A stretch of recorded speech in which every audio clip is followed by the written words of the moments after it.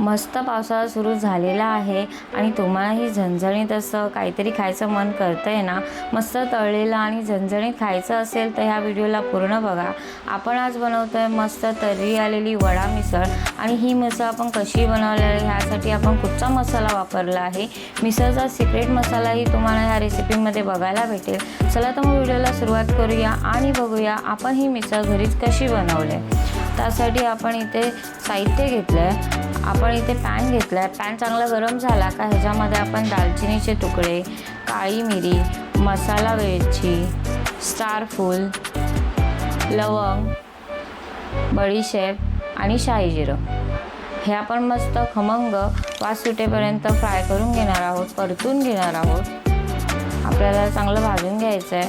एक जवळजवळ मिडियम फ्लेमवर आपण एक 5 ते 7 मिनटं याला एकदम मस्त रोस्ट करून घेणार आहोत. ह्याला मंद आचेवरच भाजून घ्यायचं आहे, नाहीतर हे मसाले जे आहेत ते लगेच जळतात.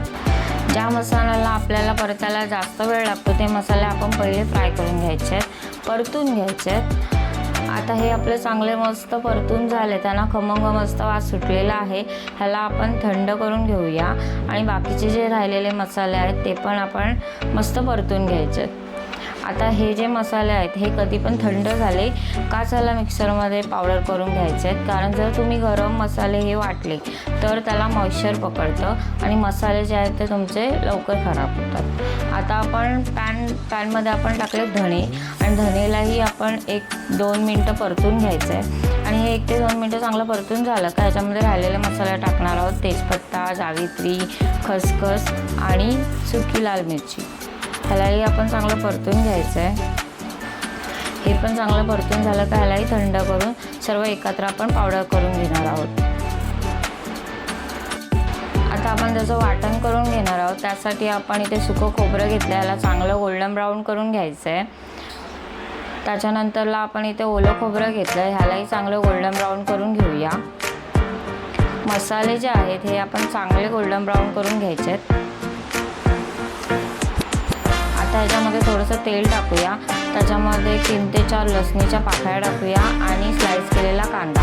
ह्यालाही चांगला आपल्याला गोल्डन लाल ब्राऊन होईपर्यंत फ्राय करून घ्यायचं आहे. आणि त्याच्यानंतर त्याला थंड करून ह्याची तिघांची बारीक पेस्ट करून घ्यायची आहे. आता इथे आपण वड्याचा जो मसाला आहे तो रेडी करून घेऊया. त्यासाठी आपण पॅनमध्ये तेल टाकलं, राई टाकलं, कढीपत्ता टाकला आहे. हे चांगलं तळलं का ह्याच्यामध्ये आपण लसूण आणि आल्याची पेस्ट टाकूया आणि क्रश केलेली मिरची. ह्याला चांगलं मस्त खमंग वास येईपर्यंत परतायचं आहे. हे आपलं चांगलं परतून झालं का ह्याच्यामध्ये आपण थोडीशी हळद टाकणार आहोत. त्यालाही चांगलं मिक्स करून घ्यायचं आहे.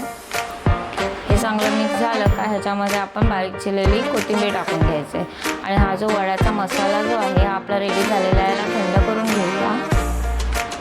आता इथे आपण कढई घेतली आहे, त्याच्यामध्ये आपण तेल टाकूया. तेल थोडं आपण जास्तच वापरायचं आहे. आणि इथे कढीपत्ता टाकला, आलं लसूण मिरचीची पेस्ट टाकलं, चांगलं परतून घेऊया.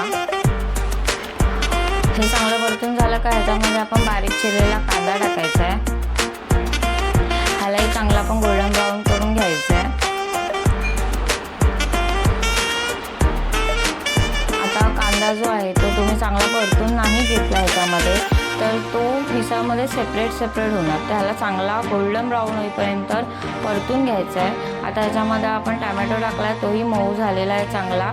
ह्याच्यामध्ये टाकायचे मसाले, हळद, लाल तिखट, धने जिरे पावडर आणि जो आपण मिसळचा सिक्रेट मसाला जो बनवला आहे तो टाकतो आहे. ह्याला चांगलं एकत्र करून घेऊया. हे आपलं चांगलं एकत्र झालं तर ह्याच्यामध्ये आपण जो वाटण केलेला आहे तो घालून घेऊया. तोही चांगला ह्याच्यामध्ये एकत्र करून घ्यायचा आहे.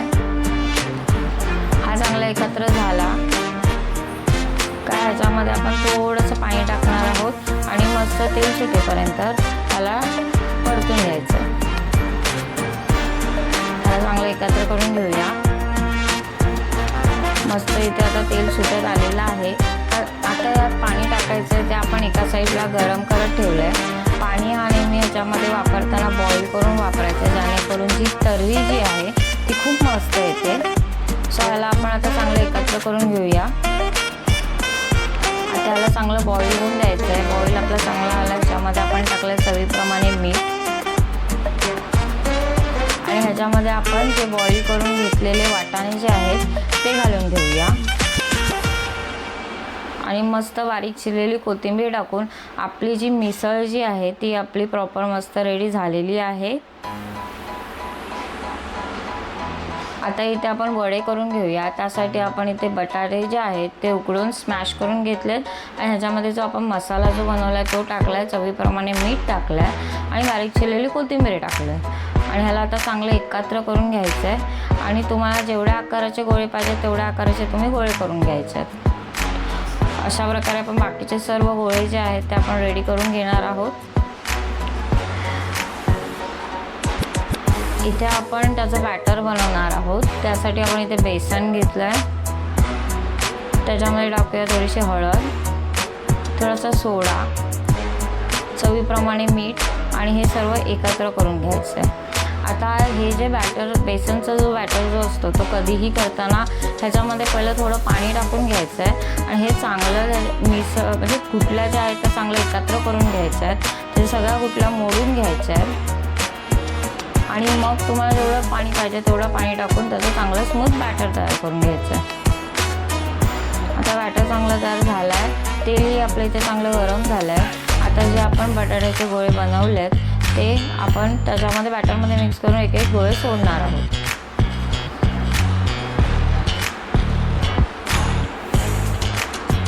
मस्त एका साईडने ते झालं आहे, दुसऱ्या साईडने ह्याला चांगलं परतून घेऊया आणि ह्याला गोल्डन ब्राऊन करून घ्यायचं आहे। मस्त आपले वडे जे आहेत असे फुगले आहेत, मस्त झालेले आहेत। ह्याला आपण काढून घ्यायचं आहे।